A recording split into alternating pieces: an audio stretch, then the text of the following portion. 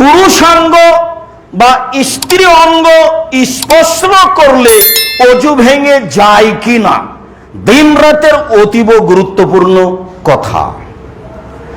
বুসরা রাদিয়াল্লাহু তাআলা আনহা বলেন, রাসূল সাল্লাল্লাহু আলাইহি ওয়াসাল্লাম বলেছেন, ইযা মাসসা আহাদুকুম যাকারাহু ফালইয়াতাওয়াদ্দা, যখন তোমাদের কোনো পুরুষ বা নারী পুরুষাঙ্গ স্ত্রী অঙ্গ লজ্জা স্থান স্পর্শ করবে সে যেন অজু করে। জরুরি আদেশ, অজু করতে হবে। অত্র হাদিস এটাই বোঝায়, হাদিস সহিহ। চলেন পরের হাদিস দেখি। তালক ইবনে আলী রাদিয়াল্লাহু তাআলা আনহু বলেন, রাসূল সাল্লাল্লাহু আলাইহি সাল্লামকে জিজ্ঞাসা করা হয়েছিল,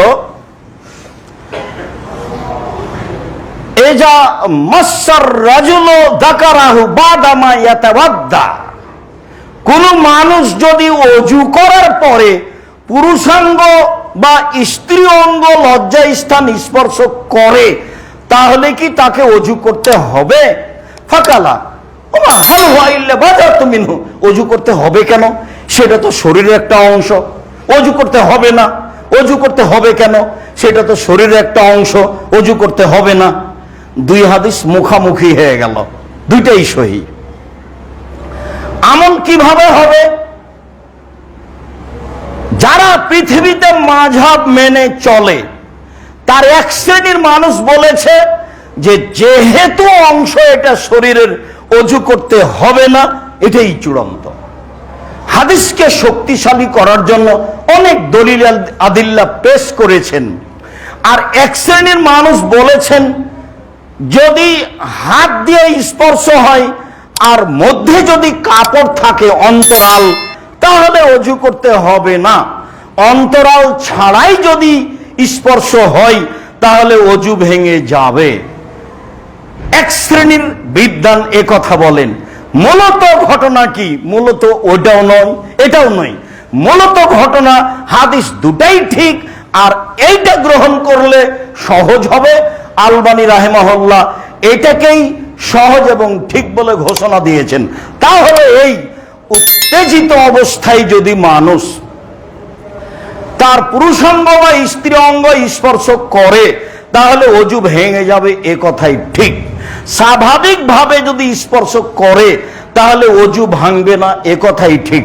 আব্দুর রাজ্জাক সাহেব এই যে কথাটা শেষে বললেন, এর কোনো স্পষ্ট প্রমাণ কিছু পেশ করবেন?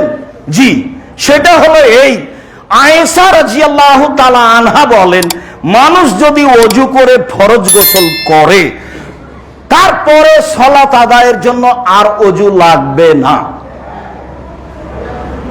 কাপড় ছাড়াই ফরজ গোসল করা যায়, তার একাধিক সহিহ হাদিস আছে। কাপড় ছাড়া হোক আর না হোক, মানুষ গোসল করলে তার শরীরের বিভিন্ন অঙ্গে হাত যাবে, এ কথাই ঠিক, তার নাম গোসল। তারপরে আল্লাহ রাসূল বললেন যে ওই অজু বহাল আছে, ওই অজুতেই সালাত চলবে। হাদিস বুখারী মুসলিম। মর্মে আবারও বুঝিয়ে বলি, এই কথা খুব ভালোভাবে মনে থাকে যেন, দিন রাত যেন আপনাকে কেউ বিপাকে না ফেলে। তা হচ্ছে উত্তেজিত অবস্থায় নিজ নিজ অঙ্গ স্পর্শ করলে অজু ভেঙে যাবে। স্বাভাবিকভাবে স্পর্শ করলে অজু ভাঙবে না। কথা স্পষ্ট বলে আমি আশা করছি।